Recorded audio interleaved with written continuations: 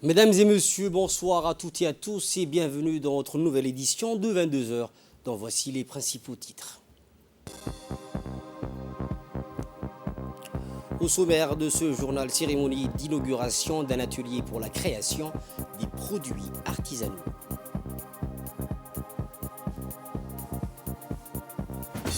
Et en actualité internationale, éco-anxiété, la détresse liée au changement climatique. C'est tout donc pour ces titres. Le ministre de l'Éducation nationale et de la formation professionnelle, M. Moustapha Mohamed Mahmoud, a reçu aujourd'hui en audience le président de la Fédération mondiale du Dakaïtouriou, Maître Sensei Mohamed Louaïta. La rencontre s'est déroulée en présence du secrétaire général du ministère de l'Éducation nationale et de la formation professionnelle, M. Mohamed Abdallah Mahyoub, et l'inspecteur des sports, Abdelkader Dahir, et le staff accompagnant le maître Sensei Louaïta. Le ministre a souhaité la bienvenue à la délégation conduite par le président de la Fédération mondiale de Dakaïtouriou, Maître Sensei Louaïta. Il a ensuite longuement écouté les propos du visiteur de marque qui a rappelé les valeurs de ce sport de défense, le Dakaïtouriou, qui est un art martial que le Maître Sensei Louaïta a fondé lui-même et créé puis installé des fédérations nationales dans plusieurs pays, à savoir la République de Djibouti, le Maroc, la France, l'Algérie, le Madagascar, le Sénégal et enfin la Tunisie. Le ministre a particulièrement apprécié les explications sur ce sport très djiboutien et qui a commencé à s'étendre dans tout le pays. Il a souligné l'intérêt de ce sport dans le milieu scolaire et l'utilité qu'il doit avoir pour les élèves en ce qu'il enseigne des valeurs comme le respect du partenaire et de l'adversaire, l'honneur, l'indulgence et la préservation de l'intégrité du corps. Il a indiqué que depuis que le Dakaïtouriou est reconnu par un décret ministériel comme sport national, il serait très utile de l'inscrire dans les sports scolaires et l'enseigner aux élèves assez tôt, puis l'étendre au niveau supérieur. Le ministre de l'Éducation nationale et de la formation professionnelle, M. Moustapha Mohamed Mahmoud, a reçu aujourd'hui la visite du secrétaire général de la Confédération africaine du badminton, M. Sahir Edo. Les rencontres s'est déroulées en présence du secrétaire général du MENFOP, Mohamed Abdallah Mahyoub, l'inspecteur des sports, Abdelkader Dahir, et le président de la Fédération de badminton à Djibouti.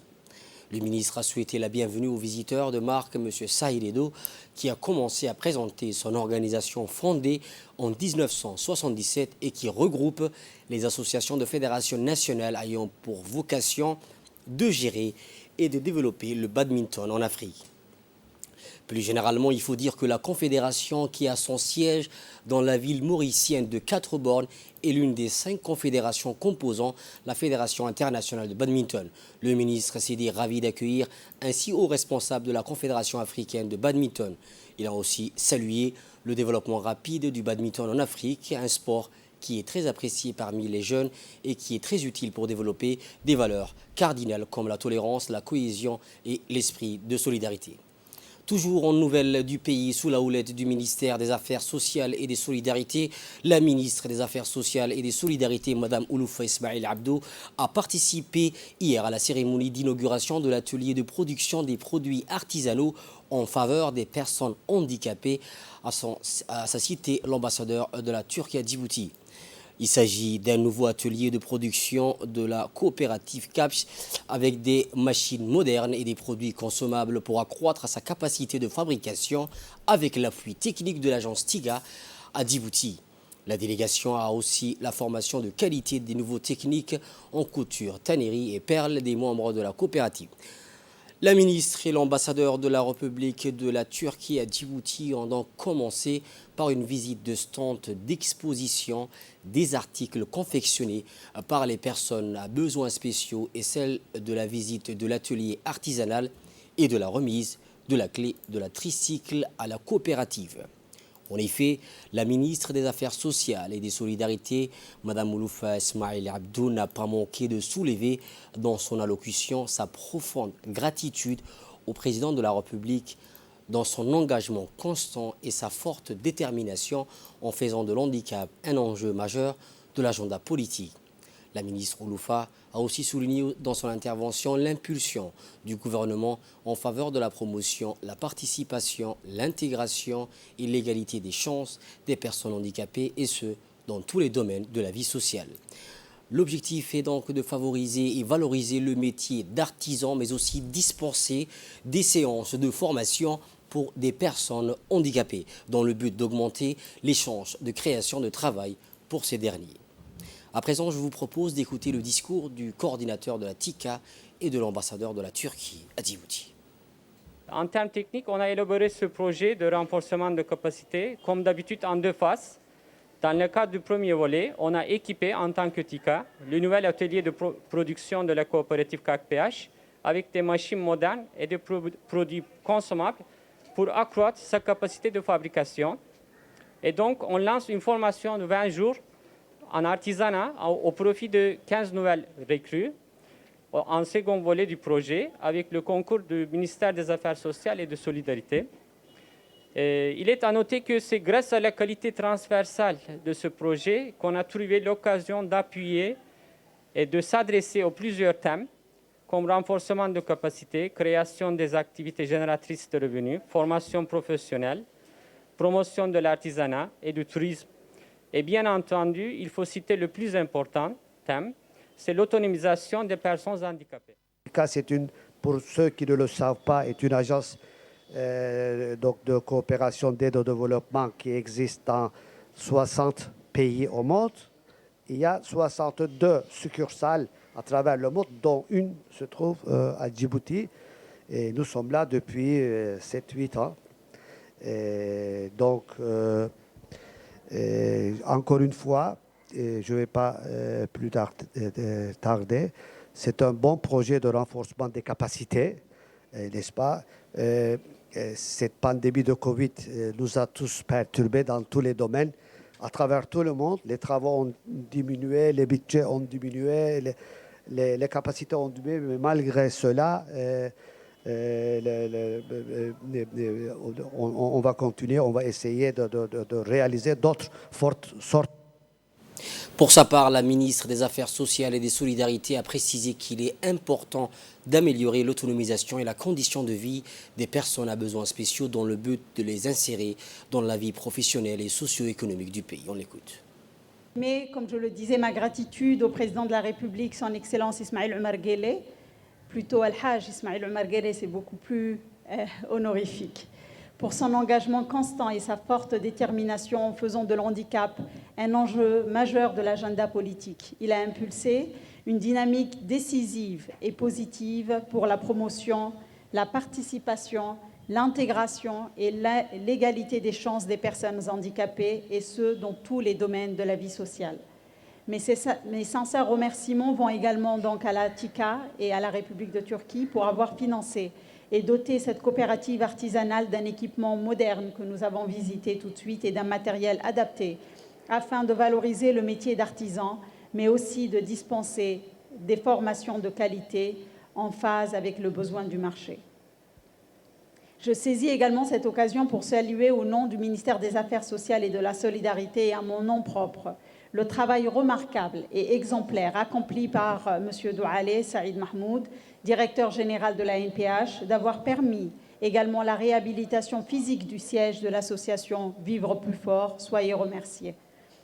Il est important de savoir que sans formation, l'accès à l'emploi reste très difficile. Cet atelier de formation s'inscrit dans la continuité des actions entreprises dans le cadre de l'économie sociale et solidaire, visant à renforcer des capacités, déguiser les attitudes des personnes handicapées, leur permettre une participation pleine et effective, ainsi qu'une meilleure insertion dans le tissu socio-économique. Comme vous le savez, l'handicap, comme la situation de personnes handicapées, constitue une question transversale qui demande une réponse de tous les départements sectoriels. Mon ministère collaborera, Inch'Allah, étroitement avec tous les ministères et tous les partenaires en agence pour monter en compétences et améliorer les conditions de vie des personnes handicapées.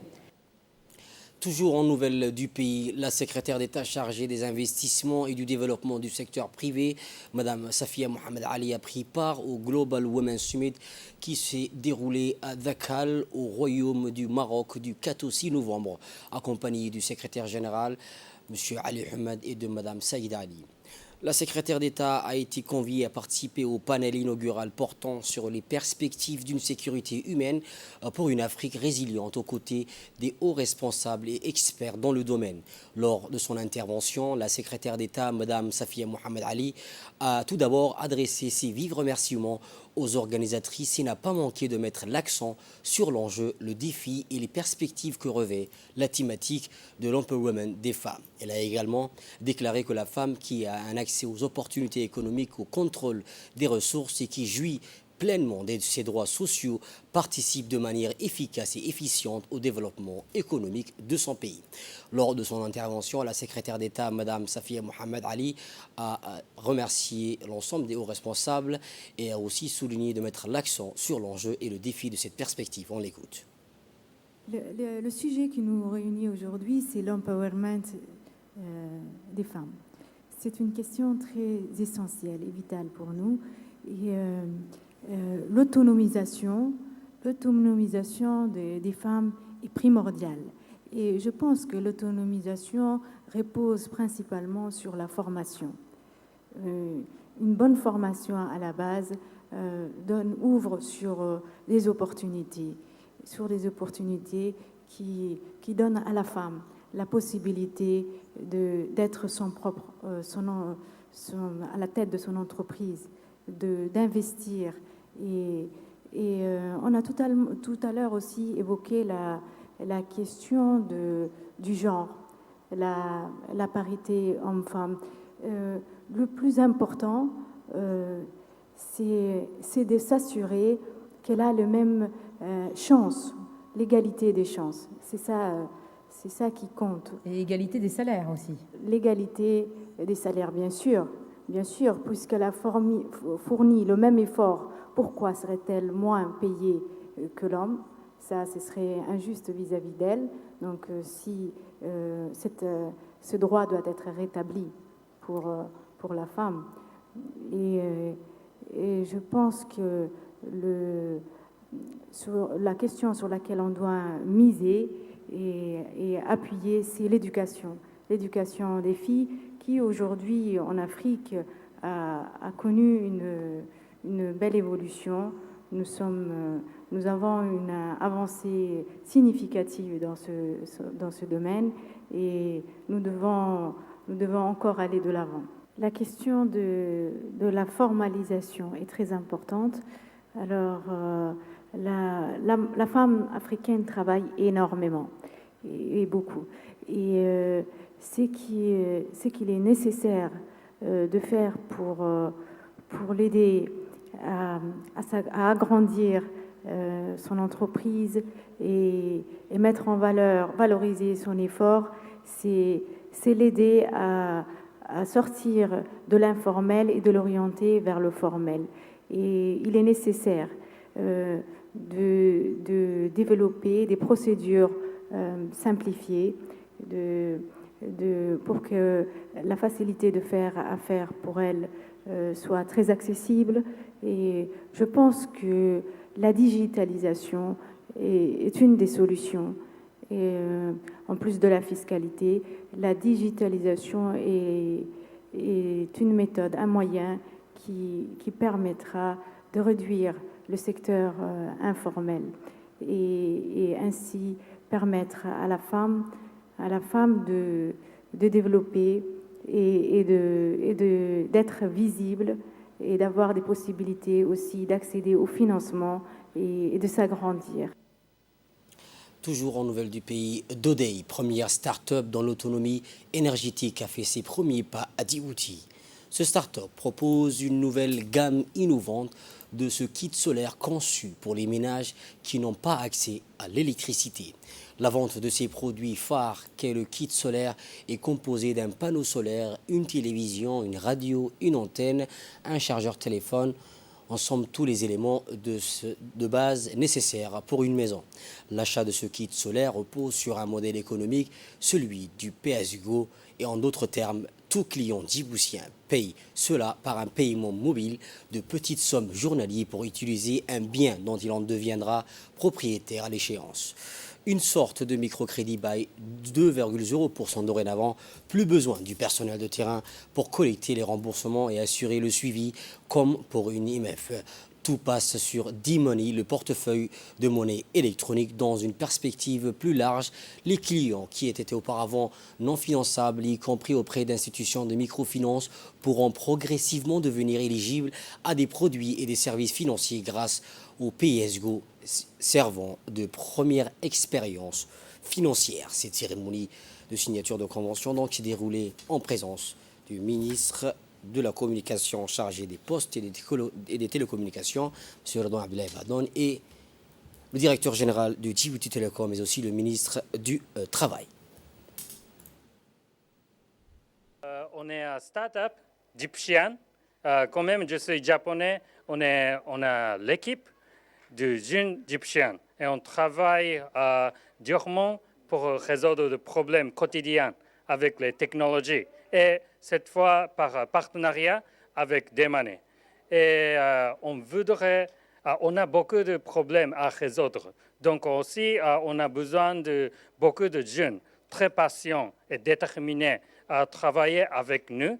Donc, si vous êtes passionné et travaillez pour l'impact social, pour résoudre des problèmes de l'électricité, du service financier, on veut attendre. Donc, s'il vous plaît, contactez-nous. On va travailler ensemble pour créer un meilleur monde pour la prochaine génération avec les technologies. À la page sportive de ce journal, la compagnie nationale d'Air Djibouti, en partenariat avec la Fédération djiboutienne d'athlétisme, a organisé hier après-midi la deuxième édition du 10 km à la place du 27 juin. L'événement a réuni quelques jeunes hommes et femmes issus des formations sportives des forces armées djiboutiennes, de la garde républicaine, de l'autorité des ports et des zones franches de Djibouti, des gardes-côtes, de l'université de Djibouti, de la gendarmerie et de la police nationale qui, dès 14h de l'après-midi, ont pris d'assaut la place du 27 juin, richement décorée du drapeau rouge frappé au centre du logo de la compagnie aérienne nationale Air Djibouti. La compagnie Air Djibouti, principale organisatrice de cet événement sportif, n'a pas lésiné sur les moyens. En effet, notre transporteur aérien national a, lors de cette deuxième édition, non seulement distribué des t-shirts et des casquettes aux invités, mais elle a également mobilisé des artistes, chanteurs, des musiciens, des acrobates pour les animations de cet après-midi. Dans une ambiance festive et en présence d'un public vivace qui a eu lieu cette course qui désormais sera un rendez-vous annuel sponsorisé par Air Djibouti. Cette deuxième édition des 10 km qu'on ne présente plus a été rehaussée par la présence massive outre des autorités sportives et les férus du sport qui ont été présents à ce rendez-vous tant attendu. Pour ce qui est de la remise des prix, le podium a été 100% aux différents corps des forces armées, dont notamment les forces armées djiboutiennes, la garde républicaine et la police nationale. Une fois terminés, les gagnants pour la catégorie de 10 km hommes s'est clôturé avec la première place de Jamal Abdi Dilié de la police nationale avec un temps de 29 minutes et 11 secondes. En deuxième place, Adan Moussa Absi des forces armées djiboutiennes avec un chrono de 29 minutes 11 secondes et 98 terces. En troisième place, il est Adan Arbe de la police nationale avec un chrono de 29 minutes et 12 secondes. Catégorie féminine 5 km, la première place est revenue à Habon Ahmed Jamar de la garde républicaine avec un chrono de 16 minutes et 49 secondes. La deuxième place cette fois-ci est revenue à Malaiko Mohamed, toujours de la garde républicaine avec un chrono de 17 minutes et 49 secondes. Et enfin, la troisième place du podium est revenue à Fathia Abdillah Lidiye des forces armées djiboutiennes avec un chrono de 18 minutes et 15 secondes.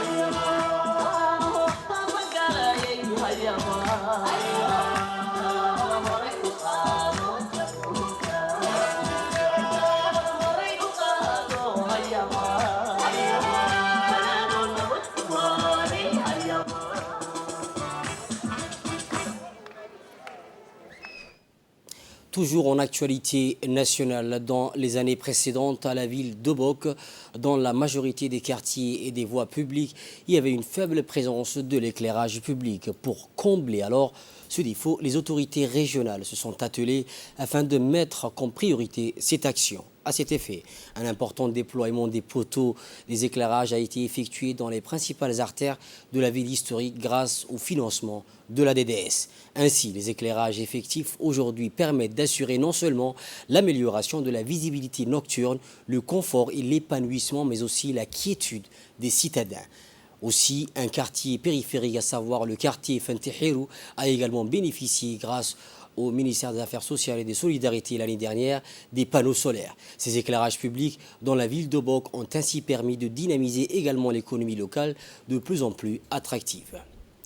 Sous la houlette du lieutenant-colonel de l'armée BIAS d'Ali Sébi, Omar Mohamed, en étroite collaboration avec la brigade de la douane d'Ali Sébi, ont mené des opérations de ratissage pour endiguer les produits de contrebande sous toutes ces formes qui infestent la région. Durant cette opération, 3 900 kilos de khat ont été interceptés et 3 cartons de la cigarette de la marque Royal. L'opération se poursuit. Le colonel exhorte la population à rester vigilante et à collaborer avec les forces présentes dans leurs secteurs respectifs. Selon la procédure standard en vigueur, cette quantité a été transmise à la brigade de la douane et détruite sur place en présence du chef de la brigade de la douane d'Ali Sébi, M. Mohamed Moumin Hassan.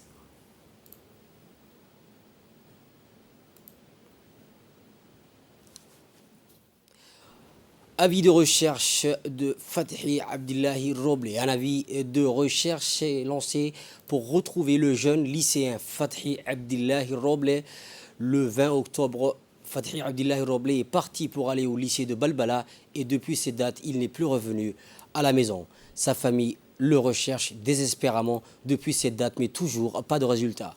En conséquence, la famille lance un appel à la population pour l'aider à retrouver le jeune Fathi Abdillahi Roble.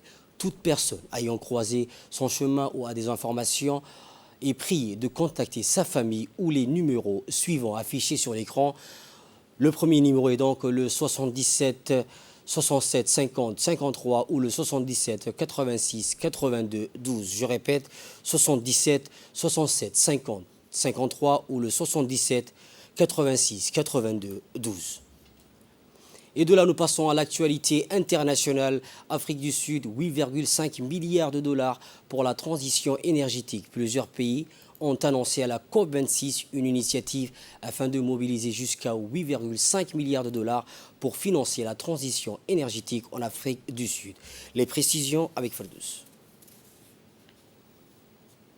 Les pays ont annoncé à la COP26 une initiative afin de mobiliser jusqu'à 8,5 milliards de dollars pour financer la transition énergétique en Afrique du Sud. Ces sommes doivent être apportées dans les 3 à 5 ans à venir.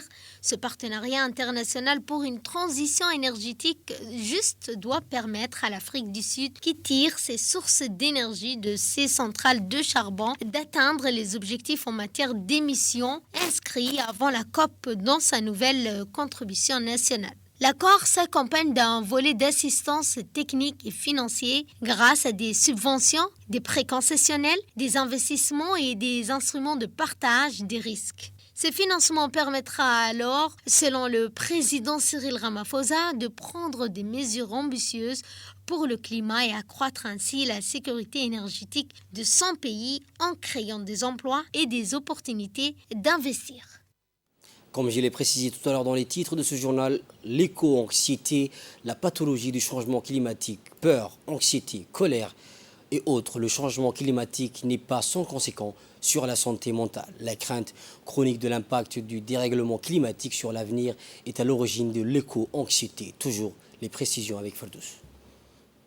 L'éco-anxiété. Peur, anxiété, colère et autres, le changement climatique n'est pas sans conséquence sur la santé mentale. La crainte chronique de l'impact du dérèglement climatique sur l'avenir de la planète est à l'origine de l'éco-anxiété, encore appelée l'angoisse verte. L'American Psychological Association a décrit l'anxiété climatique ou éco-anxiété comme une peur chronique d'une catastrophe environnementale. Les chercheurs, eux, ont averti que les enfants, les jeunes, sont particulièrement vulnérables car ils envisagent un avenir marqué par des vagues de chaleur torrides, des tempêtes dévastatrices et de la montée des eaux. L'Afrique ne contribue qu'à 3% des émissions de gaz à effet de serre. L'échelle mondiale des Africains ne sont cependant pas à l'abri de l'angoisse verte. C'est dans ce contexte qu'à Glasgow, à la faveur de la COP26, que les dirigeants africains ont exigé des compensations financières aux grands pollueurs. Mesdames et messieurs, c'est la fin de ce journal. Merci à vous de l'avoir suivi et excellent suivi de programme sur Télé Djibouti.